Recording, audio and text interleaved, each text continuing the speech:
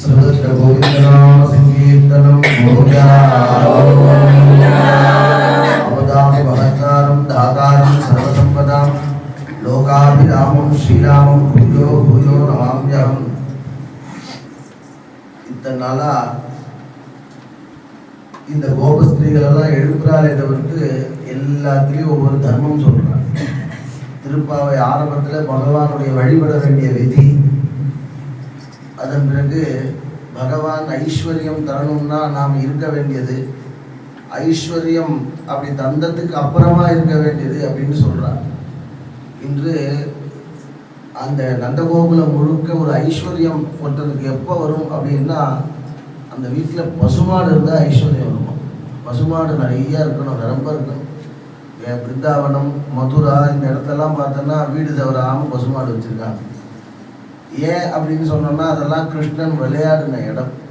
இன்னி வரையும் ஐஸ்வர்யமே அங்கே குறைய மாட்டேங்கிறது. அதுக்கு காரணம் பசுமாடு சந்திருப்தியாக இருக்குது. சந்திருப்தியாக இருக்கிறதுனால தான் அந்த தேசத்துக்கெல்லாம் பால் குறைவு. அதே மாதிரி அந்த தேசத்தில் உள்ள பசுமாடுக்கெல்லாம் நோயே வருது. நாமெல்லாம் இப்போ பசுமாடு இருந்ததுன்னா யாராவது பக்கத்து வீட்டில் வச்சுருந்தாங்கன்னா கொசு வருது இப்படிலாம் நம்ம எதிர்க்கிறோம். ஒன்றும் அப்படி இல்லாமல் பசுமாடு இருந்தால் விசேஷம்னு ஆரம்பிக்கிறான் இன்றைக்கு. கணத்திலங் கற்றெருமை கன்று கிறங்கி, இந்த பசுலாம் இருக்குது பாருங்க, இந்த பசுலாம் திருப்தியாக இருந்தது அப்படின்னு சொன்னோம்னா, அந்த சமயத்தில் தன்னுடைய கன்றுக்கு பால் கொடுக்கறதுக்காக அதை வெயிட் பண்ணுமா. அந்த சமயம் கன்றை அவுத்து விட்டுருணும். அப்படி இல்லை அப்படின்னா அந்த பசுமாடு என்ன நினச்சிக்கிறது, இதில் கூட ஒரு சாஸ்திரம் சொல்கிறது, பசுமாட்டோடைய கன்றை அவுத்து விட்டு அது முழுக்க பாலை ஊட்ட விட்டுட்டோன்னா, இன்னைக்கு உங்கள்கிட்ட ஏதோ ஒரு நல்லது நடந்திருக்கு, அந்த நல்லது நடந்ததுனால யாரும் நம்மளை கண்டுக்காமல் முழுக்க நம்மளுடைய கன்றை பால் குடிக்க விட்டுட்டாங்க, இந்த நல்லது எப்போவுமே நம்முடைய எஜமானனுக்கு வரணும் அப்படின்னு நினைக்குமா அந்த பசு. அந்த பசு அது அப்படி நினச்சிடுது அப்படின்னா எல்லா தேவர்களும் ஒருத்தனுக்கு ஒரு சேர அருள் பண்ண புண்ணியம் கிடைக்கிறதான். ஏதாவது வீட்டில் ஏதாவது கஷ்டம் வந்துடுதுன்னா பசுமாடு கண்ணுக்குட்டி ஊட்டவே விட மாட்டாங்க. இது சம்பிரதாயமாக இருந்தது நம்ம தேசத்தில். அப்படி ஊட்டவே விட மாட்டானா. அப்படி ஊட்ட உள்ள அப்படின்னு சொன்னோன்னா அந்த பசு நினைக்குமா, இவன் ஊட்ட உள்ள பார்த்தியான்னு நினைக்காம ஏதோ கஷ்டம் பாவம், அதனால இவன் நம்மளை ஊட்ட விடலை, இனிமே இந்த கஷ்டம் நம்ம எஜமானனுக்கு வரவே கூடாது அப்படின்னு நினைக்குமா. இது பசு கொண்டி தான் இந்த தன்மை. அதனால தான் எந்த சாஸ்திரம் எடுத்தாலும் எந்த வேத மந்திரம் எடுத்தாலும் கோபிராமண ஹிதார்த்தாயங்கிறார். வேதம் படித்தவர்களும் பசுமாடுகளும் எப்பவும் நல்லா இருக்கணும் அப்படிங்கிற வேதம்னு சொல்கிறோமே. வேதத்துக்கு யாராவது உதவி பண்ணோம்னா அவ்வளவு புண்ணியம்னு சொல்கிறோம். வேதத்தை கேட்டால் புண்ணியம். அதனால தானே பெருமாளுக்கு வேதமயமான சுவாமிங்கிறார். பெருமாள் சரீரமே வேதம் அப்படின்னு பேர். அந்த வேதத்தை கேட்டால் புண்ணியம், அதை சம்ரட்சித்தா புண்ணியம், அது அழியாமல் இருக்கணும்னு எல்லாரும் பிரார்த்தனை பண்ணுறோம். அதனால தான் ஆண்டாள் தன்னுடைய கல்யாணத்தில் காணா கண்டேன் தோழினான்னு கனவு கண்டேன்னு சொல்கிறான். அப்படி கனவு கண்ட போது மறையோதம் வேதம்ங்கிற மறையோதம் அந்த திருமங்கல்யம் இருக்கே, வேத விற்பனர்கள்லாம் வேதம் சொல்லி அந்த திருமாங்கல்யத்தை கொடுத்தா அப்படின்னு சொல்கிறான். ஏன் அப்படின்னா அப்படி கொடுத்த திருமாங்கல்யமானது தீர்க்க சௌமங்கல்யமாக இருக்கும்னு வேதத்துக்கு அவ்வளோ சக்தின்னு ஆண்டாள் சொல்கிறான். வேதம் சொல்லியிருக்கு, சாஸ்திரம் சொல்லியிருக்கு, புராணம் சொல்லியிருக்கு. அதை நிஜம்னு கலியுகத்தில் வந்து ஆண்டாலும் சொல்கிறான்.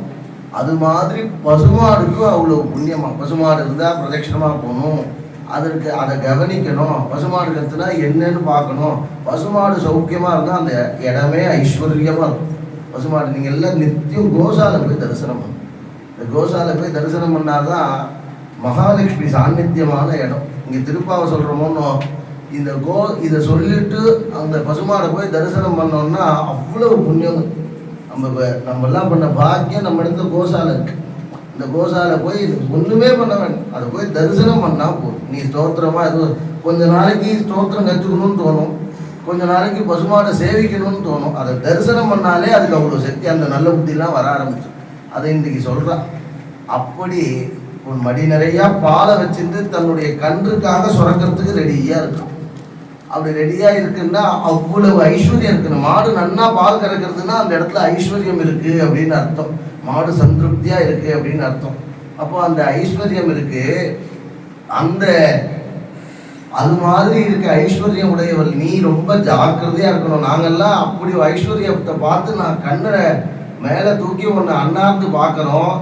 இந்த மார்கழி மாதம் பனி பெய்யும் பொழுது நாங்கள் அத்தனை பேரும் வீட்டு வாசலில் வந்து நிற்கிறோம். எது மாதிரி உள்ள ஐஸ்வர்யம் உடைய ஒன்றுட்டு நாங்கள் வரோம்னு சொல்கிறோம். ஐஸ்வர்ய மதமத்தோசி கிண்ணஜானாசி துர்மதேங்கிற ஒரு வெங்கடேஸ்வரருடைய பக்தர் ஒருத்தர் வந்து தெர போட்டிருக்கு, பகவானை தரிசனம் பண்ண முடியல. வெங்கடேசா, ஐஸ்வர்ய மதமத்தோசி சாஸ்திரங்கள்லாம் சொல்றது ஐஸ்வர்யம் இருந்தா மதம் வரக்கூடாதுன்னு சொல்றது. அந்த மதம் வந்துருந்தா உனக்கு நிறைய ஐஸ்வர்யம் இருக்குன்னு எனக்கு தரிசனம் கொடுக்க மாட்டியா? கிண்ணஜானாசி துர்மதே, துர்புத்தி உள்ளவனேன்னு ஸ்ரீனிவாசரை பார்த்து திட்டுறான். அப்படி திட்டோன்னா பகவான் வந்து கொந்தளிச்சு தரிசனம் கொடுத்தாருன்னு சொல்றா. பகவானுக்கே ஐஸ்வர்ய மதம் இருக்கக்கூடாதுன்னா அப்போ உனக்கெல்லாம் இருக்கலாமான்னு சொல்றா. இதை ராமாவதாரத்தை மேற்கோள் காமிச்சு சொல்றான். சினம் கொன்ற லங்கைங்கிற அந்த ரொம்ப கர்வம்னா அப்பேற்பட்ட கர்வமா ராவணனுக்கு ஒரு தலை இருந்தாலே இவ்வளவு கர்வம் இருக்கு. 10 தலை உள்ளவன் அவனுக்கு எப்படி இருக்கும்? ஆஞ்சநேய சுவாமி வர்ணிக்கிறார் லங்கையை. சொர்க்கோயம் தேவலோகோயம் இந்திரஸ்வேயம் புரி பவேது. லங்கை உள்ள கால் வைக்கிறார். லங்கை வந்தா வழி மாதிரி வந்துட்டோமான்னு நினைக்கிறார். சொர்க்கோயம் தேவலோகோயம் இந்திரஸ்வேயம் புரி பவேது. இந்திரனுடைய லோகமா, சொர்க்கமா, வைகுண்டத்துக்கு வந்துட்டோமா, பிரம்மலோகத்துக்கு வந்துட்டோமா, இரடா இருக்கு அப்படின்னு. ஏன்னா இப்படி தெருவில் நடந்து போகணுமா. அப்படி நடந்து போகும்போது லங்கையில ஒரு தங்கத்தையும் நவரத்தையும் இழைச்சி ஒரு சிம்மாசனம் ஒன்று போட்டிருக்கு. அந்த சிம்மாசனத்துக்கு ஒரு மரத்துக்கு அடியில போட்டிருக்கு. அங்க 2 பணிவிடை பெண்கள் வெயிட் பண்ணிட்டு இருக்கா.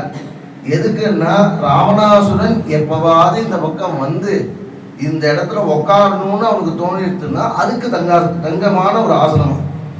இது மாதிரி இந்திரன்ட்ட கூட கிடையாது. அப்படி ஒரு ஐஸ்வர்யமா. எப்படி அந்த அவனுக்கு ஐஸ்வர்யம் வந்தது அப்படின்னா, நினைச்சா சிவ பூஜை, நினைச்சாலே உடனே. நேற்று ஆருத்ரா தரிசனம் நடந்தது இல்லையா? அது தரிசனம் போய் சேவிக்கணும், பரமேஸ்வரனை போய் தரிசனம் பண்ணணும். அப்படி தரிசனம் பண்ணி பில்வபத்திரத்தினால கொடுத்து அந்த பஸ்பத்தை தரிக்கணுங்கிற. அப்படி பண்ணா என்ன ஆகும்னா ராவணாசுரன் மாதிரி ஐஸ்வர்யம் வந்துடுமா. ஐஸ்வர்யம் வந்துருச்சுன்னா ரொம்ப ஜாக்கிரதையா இருக்கணும். அப்படி கர்வம் வந்துருச்சு அப்படின்னா ராமன் மாதிரி ஒருத்தர் வருவார். எதுக்கு ராமாவதாரத்தை இங்க சொல்றான் அப்படின்னா, ராமன் அந்த அவதாரத்திலே சங்கல்பம் என்னதான், ஓம் சரணாகத வத்சலாய நமஹா. சரணாகத வத்சலன்ற யார் வந்தாலும் உனக்கு கிருபை பண்ணணும் அப்படிங்கிற மாதிரி ஒரு ஒன்றுவான். யாராவது வந்தா ராமா ஒரு ஆட்சியத்தை கொஞ்சம் கூட அப்படின்னா உன்னை எழுதி கொடுத்துருவான். இல்லை எங்கள் அப்பா நாங்கள் இக்ஷ்வாக்கு வம்சம் சூரிய வம்சத்துலேருந்து நாங்கள் வந்துட்டு இருக்கோம், நான் காப்பாற்றின்னு இருக்கேன், இதை கொடுக்க மாட்டேன்னு சொல்ல மாட்டான். காலில் விழுந்து ராமான்னு அவனுக்கு கதற ஆரம்பிச்சானா அவனுக்கு எப்படி வேணாலும் கிருபை பண்ணிடுவாராம் பகவான். அந்த சரணாகத வத்சலனே சினம் கொண்ட ராவணனை சம்ஹரிச்சா ஞாபகம் வச்சுக்கோங்கிற. விபீஷணன் வந்திருக்கான்னு போய் சொல்றான். ராமன் யுத்தத்துக்கு வந்தாச்சு. யுத்தத்துக்கு வந்ததுக்கு அப்புறமா ராவணாசுரன்ட்டேருந்து விபீஷணன் சண்டை போட்டுன்னு வந்துட்டான். விபீஷணன் வந்திருக்கா ராவனுடைய ஜாயின் பண்றதுக்காக, இந்த கட்சியிலேருந்து அந்த கட்சிக்கு போறேன்னு சொல்றா பாருங்க. அது மாதிரி வந்துட்டான்னு சொல்றான். அதுக்கு விபீஷணனை நம் கூட்டத்துல சேர்க்கலாமா வேண்டாமான்னு சின்ன மீட்டிங் போடுறான். எல்லாருடைய கருத்தும் ராமன் கேட்கிறான். கேட்டதுக்கு அப்புறமா ராமன் சொல்றார், வந்திருக்கிறது விபீஷணனோ இல்ல விபீஷணனோட கூட ராவணனோ யார் வந்தாலும் 2 பேரையும் கூட்டணும், அவ 2 பேருக்கும் திரும்ப பண்ணதான் போறேன்ற. என்னது சுக்ரீவன் ஆச்சரியப்பட்டு போறான். ஏன்னா அது ராவணன்ட்ட சண்டை போடுறதுக்காக கோடிக்கணக்கான வானர சைன்யத்தை தோண்டி வந்துட்டு இருக்கோமே அப்படின்னா, இந்த அவதாரத்துல சரணாகதம்னு நான் வச்சிருக்கேன். எவன் வந்தாலும் அவனுக்கு அடைக்கலம் கொடுத்துருவேன், ராவணன் வந்தா நான் கண்டிப்பா கொடுப்பேங்கிற. அப்போ அயோத்தி ராஜ்யம், அப்போ விபீஷணனுக்கு ராஜ்யம் கொடுத்து இவனுக்கும் ராஜ்யம் கொடுக்குற போல இருக்குமே அப்படின்னா, ஒருத்தருக்கு அயோத்தியும் ஒருத்தருக்கு லங்கையும் கொடுத்து நான் இதே காட்டிலே இருப்பேனே தவிர பக்தனை ரட்சிக்காம இருக்க மாட்டேன்னு சொன்ன பிரபு கர்வம் கொண்ட ராவணனை சம்ஹாரம் பண்ற.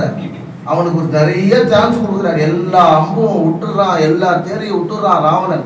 ஒரு வாட்டி மேலேருந்து கீழே ராமன் பார்க்குறாரான். ராவணனை பார்த்து, டேய் போடா வீட்டுக்கு போ, நாளைக்கு உனக்கு ஏதாவது நல்ல புத்தி வந்துருச்சுன்னா சொல்லுடா, நான் உன்னை வதம் பண்ணாம கிளம்பி போயிடுறேங்கிறான். அவன் திரும்பவும் போனான். அந்த கர்வம் பாருங்க, ஐஸ்வர்ய கர்வம் என்ன ஆகுது, திரும்பவும் வந்து ராமனை ஜெயிச்சிடலான்னு தோன்றும். அப்படி வந்தவனை எப்படி சம்ஹாரம் பண்ணாரோ, ஐஸ்வர்யம் உள்ள நாம பகவானை ஸ்மரிக்காம இருந்தா ராமனே அந்த மாதிரி கோபத்தை சினம் கொண்டு அவன் ராவணனை அழித்தார்னா நாமெல்லாம் எம்மாத்திரம் அறிந்தேலோர் எம்பாவாய்ங்கிற கடைசி அனைத்தில்லத்தாரும் அறிந்தேலோர் எம்பாவாய் எல்லாரும் இதை தெரிஞ்சுக்கணுங்கிற எவ்வளவு விசேஷமான பாசுரம். இன்னைக்கு சரணாகத வத்சலனான ராமனை பத்தி பேசுறதே விசேஷம். எப்பேற்பட்ட குணம் உள்ளவர், எப்பையும் தர்மத்துக்கு ஒரு உருவம் உண்டு அப்படின்னா ராமனை தான் சொல்லலாம் அப்படின்னா. இன்னைக்கு விசேஷம் பாருங்க, சொல்லும் போதே உடம்பு செலுத்தது. என்ன விசேஷம்னா இன்னைக்கு புனர்பூச நட்சத்திரம். இன்னைக்கு ராமனை பத்தி ஆண்டாள் சொல்லணும் அப்படின்னு இது பிளான் போட்டுண்டா வருது. இதுதான் பகவான் கிருபை. பகவான் நம்மோட இருக்கான்னு நீங்க எதுல தெரிஞ்சுப்பேர் அப்படின்னா, இந்த மகர ஜோதி இன்னைக்கு தெரியறது அப்படின்னா யார் போய் ஏத்துறா? பகவான் தானே ஏத்துறான். அது மாதிரி இன்னைக்கு ராமனை பத்தி ஆண்டாள் சொல்லும்படியா ஒரு பாசுரம் வருது. இன்னைக்கு புனர்பூச நட்சத்திரமா வருது. இது பகவானுடைய ஒரு கிருபை. பக்தாளுக்கு இதை நாம ஏத்துட்டோம்னு பகவான் இது வழியா இல்லாம எது வழியா சொல்லுவார். சரி, அவர் நேரடியா நான் ஏத்துட்டான்னு சொல்ற அளவுக்கு நாமெல்லாம் என்ன பண்ணியிருக்கோம்? ஏதாவது இந்த 1 மணி நேரம் இருக்கிறதுக்கே நம்ம முன்னாடி வரோம், பின்னாடி வரோம், சீக்கிரமா போறோம், இப்படிலாம் தோன்றது. எத்தனை பேரை பார்க்கணும், நம்மள மாதிரி எத்தனை பேரை பார்க்கணும். ஒரே ஒரு நாட்டுக்கு ராஜா, இந்த தமிழ்நாட்டுக்கே ஒரு ராஜா ஒருத்தர் இருக்கார் அப்படின்னு வச்சுக்கோமே, அவரே பிஸியா இருக்காருன்னா லோகம் முழுக்க ராஜாவா இருக்க பகவானுக்கு எவ்வளவு வேலை இருக்கும். நம்ம மாதிரி எத்தனை பக்தால் அவர் பார்க்கணும். அது மாதிரி புனர்பூச நட்சத்திரம் என்ற தினம் அன்னைக்கு இப்படி எதேர்ச்சியா அந்த பாசனம் இதெல்லாம் பிளான் போட்டுட்டா சொல்ல முடியும். இன்னைக்கு என்ன பாசனமோ அதுதானே சொல்ல முடியும். அப்படி பகவானுடைய கிருபை பக்தாளுக்கெல்லாம் பண்ணணும்னு நினைக்கிறார். அது மாதிரி அனைத்து பக்தாளுக்கும் பகவான் எப்பையும் ஸ்ரீ ராமச்சந்திரமூர்த்தியாக இருந்து எல்லாருக்கும் கிருபை பண்ணணும்னு பிரார்த்தனை பண்ணிக்கிறேன். சர்வத்திர கோவிந்த நாம சங்கீர்த்தனம்.